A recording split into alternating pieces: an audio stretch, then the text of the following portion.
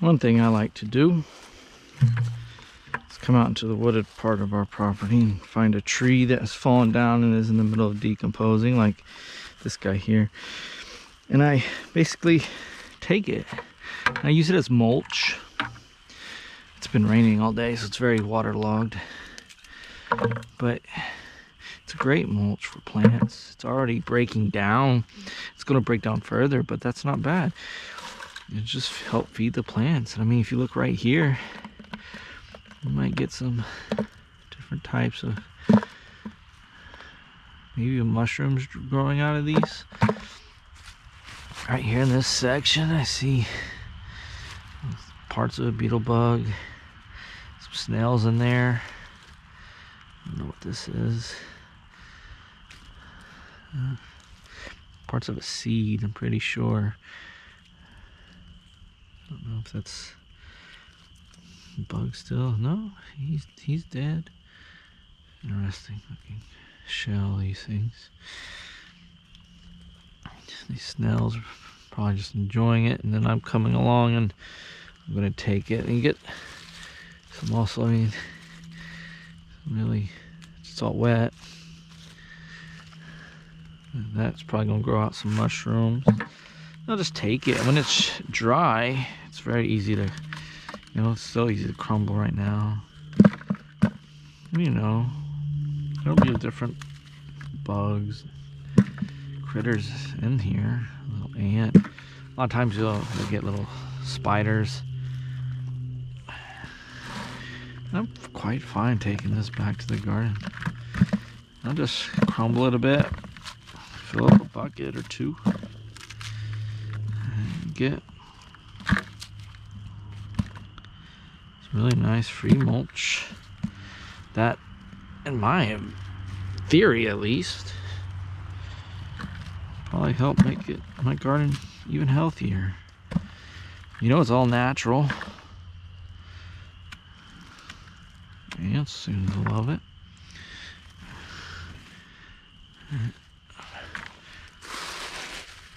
And you can see here underneath the leaf litter,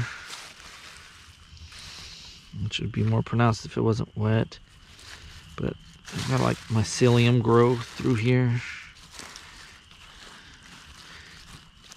And all this stuff, needles, you get some pretty good stuff. Here's the thing about forest soil though, it's very granular from underneath the leaf litter and all the decaying wood. So I don't know how well that is if you just use that straight into a garden. But you don't have to, because I'm mixing it all up with my other things. And look right there, it looks to be a worm. Yep.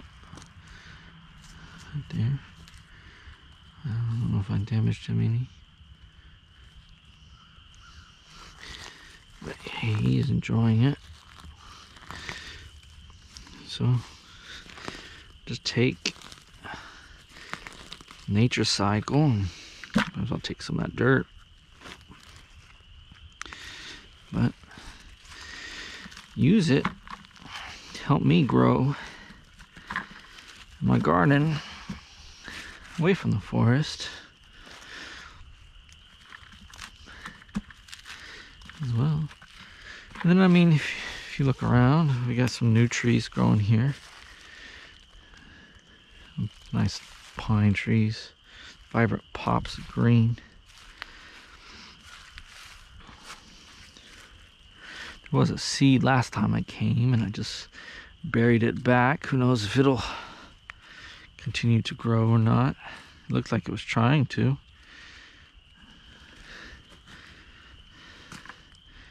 All of this stuff, it's food. That's how it works. In the midst of decomposing, it can help everything start growing. So I'll put it down over new beds. We planted some fruit trees last weekend or so, and I used this around them. Looking forward to seeing how they grow and take off. Look at all that. All that. I'm pretty sure that's mycelium. Mycelium is great in the garden. It'll help decompose this faster and grow the soil that much more. Maybe I'll get some interesting looking mushrooms. Look at that guy. Look at them. Yep, I have disturbed their paradise. Yeah. All these channels in here. This old tree.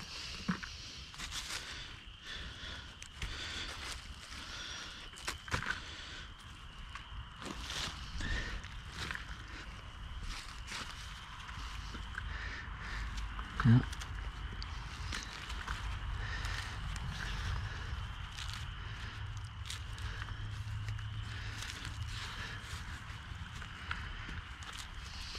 So they'll help keep the moisture in my garden. They'll help prevent any errant seeds that are blowing by from taking hold in the garden. And then now, by introducing this decaying matter and this mycelium, they'll feed the garden. And it cost me a peaceful trip out into the forest to break the so-called bread to feed my garden. And it's pretty too. When I moved here, there were sacks of black colored mulch. And I mean, that looks really nice. I don't know what they used to make it that color. I don't know if it's fine. It might be fine. But this looks good too. I mean, it has its own aesthetic.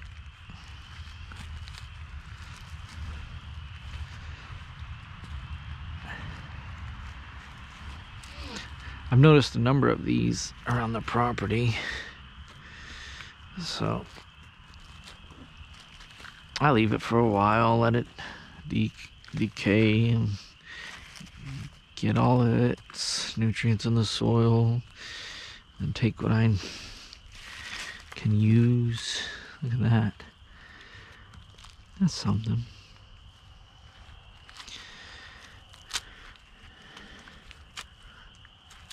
Like that. And get a bucket. And I normally bring 2 buckets, because at least while you're working on your first bucket, you have a chair if you put the second one upside down. Then you just have to squat. Look at that guy. Ooh, where'd he go? He was pretty, scurrying around.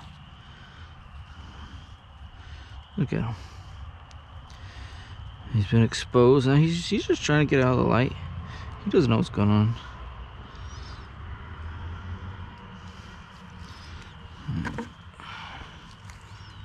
Oh, flip him upside down. There he is.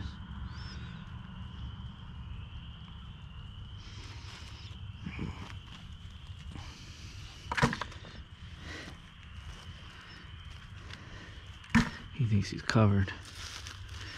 Little does he know. And this leaf litter is great too. You can definitely use the forest leaf litter for mulch on its own or in tandem with this stuff.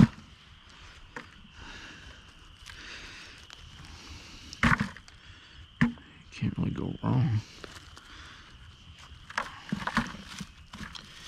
I used to live in the plains of Oklahoma, the Panhandle. It's called no man's land, and I used to yearn, my wife and I, to move back to the piney woods here in East Texas, and now we have. But you don't have any of these things. You just have empty fields, treeless plains, and you got beautiful sunsets and sunrises, definitely. But everything's gray and brown most of the time. It can get kind of depressing. If you want to grow anything, it's not as easy. I mean, it's where farming is because it has open space and it's flat. But it's hotter in the summers, it's colder in the winters. You don't have as many natural resources that you can use.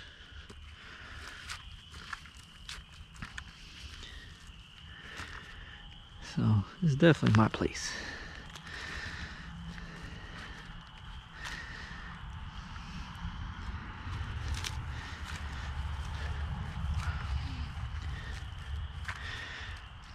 Nothing against plains for the people who live there. Like I said, I lived there a while. Made a good life of it. You just gotta find what's for you.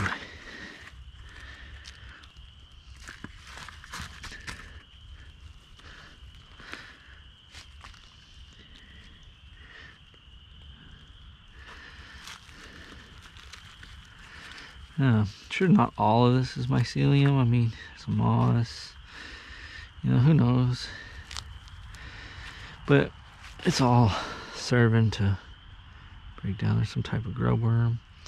It's all serving to break down the wood, which returns its nutrients back to the soil. And I'm for that.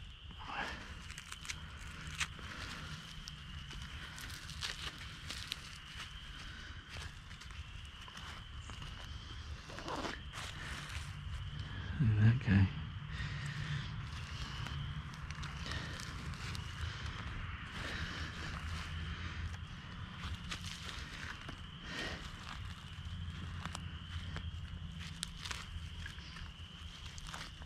Just break it apart.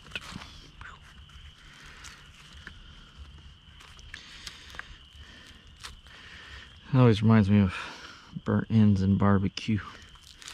Pop.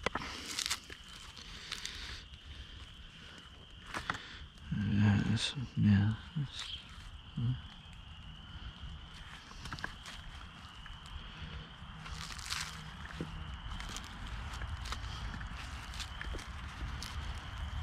No, a couple buckets worth. Still got quite a bit left, and I've already taken quite a bit. It's a good source. Yeah. You get to come out here, be with the trees, listen to the frogs spawning off in the distance in the pond over there. It's just gonna be cold, rainy all next week.